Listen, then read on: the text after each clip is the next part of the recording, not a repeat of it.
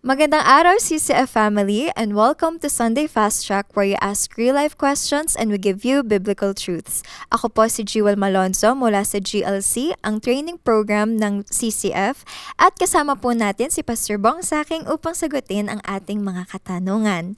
Magandang araw, Pastor Bong. Magandang araw din sa iyo, Joel. Maraming salamat sa inyong mensahe patungkol sa tunay na pananampalataya. Handa na po ba kayo para sagutin ang ating Sa mga biyaya katanungan? ng Diyos. Sabi. Okay, so para sa ating unang tanong, sa anong mga sitwasyon natin madalas maipakita ang pagkiling o favoritism sa ibang tao at bakit ito mali sa mata ng Diyos? Ayan. Sa mga panahon na tayo ay nakikitungo sa ibang tao, kapag tayo po ay nakafocus sa motivation ng pakinabang natin, ayun ay pagpapakita na ng pagkiling. Pero kung ang ating approach sa ating paglilingkod o maging sa ating mga pakikitungo sa tao ay para sila ay pagpalain at sila ay ating talagang mailapit sa Diyos, yun ay hindi favoritism. So ang mga posibleng pangyayari niyan ay kung meron kang sikat na hinahangaan at dumating, di ba? Minsan hindi tayo aware na gusto lang natin magpa-picture, napaka-selfish natin, na hindi natin ginagalang yung privacy ng tao. Kasi kung mahal natin yun, we also respect that privacy. And at the same time, iniisip natin, how can we help these people get closer to the Lord? Hindi yung parang tayo pa yung nauuna just to take advantage na kasama ko to kasi we take pride na wow, may picture kami dalawa. Instead of naging blessing ba ako sa tao na yun? Ayan. Ayun, next question.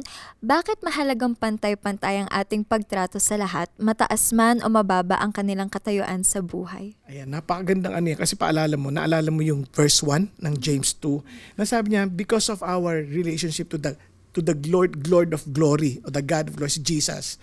Ibig sabihin, sa ministry, isa lang ang dapat nag-glorify, si Jesus. Hindi yung mayaman, hindi yung mahirap.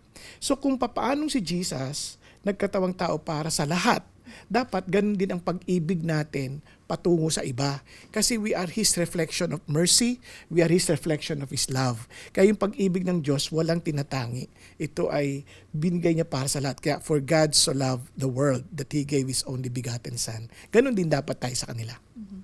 Okay, at para naman po sa ating huling katanungan, sa paanong paraan tayo nagiging hukom na may masamang kaisipan kapag tayo ay nagpapakita ng favoritism? Ayan. Alam niyo, sa ating paghuhusga sa tao, minsan nakabatay tayo sa kanyang anyo, sa kanyang itsura. Kaya nga yun sa Bible, yung sinasabing favoritism, parang you are looking at the face. Parang you're judging based on its appearance, on the person's appearance. So, minsan titignan natin yung kulay ng balat, yung kinis ng balat. Minsan sa anyo pa lang, meron na tayong paghuhusga na kapag itong kulay na to, masamang tao yan. Ito, mabait yan. Ganon. O sa pananamit pa lang, pagka tipong medyo out of fashion na, wala yan, manang yan. Mga ganon.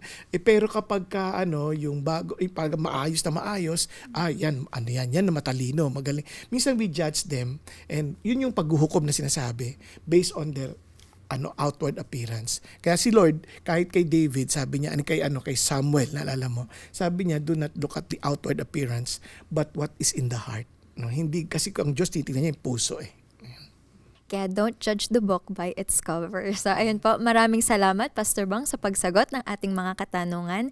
And that's it for CCF Sunday Fast Track. God bless!